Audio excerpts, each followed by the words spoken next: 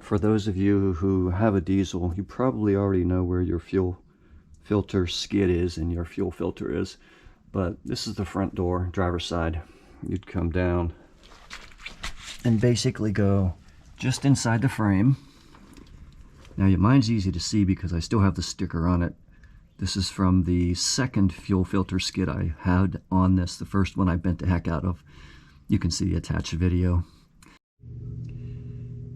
These two bolts on the frame are where I'm going to remove those and put 2 bolts in through the new skid, and the other 4 bolts for the skid are going to go up through the transfer case skid that's already on the Jeep.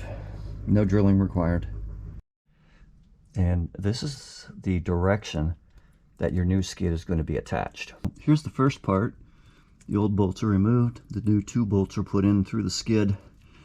You can see the filter skid there that's existing, the old one. And then I'll get the next 4 in up through the existing skid plate. One thing I did notice is these 2 bolts in the frame that I removed were loose.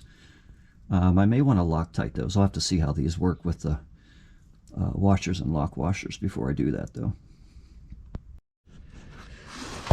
Now, the 2 closest to the center of the Jeep, or toward the passenger side, are easier to get at from the passenger side, and the 2 on the driver's side easier to get to from the driver's side.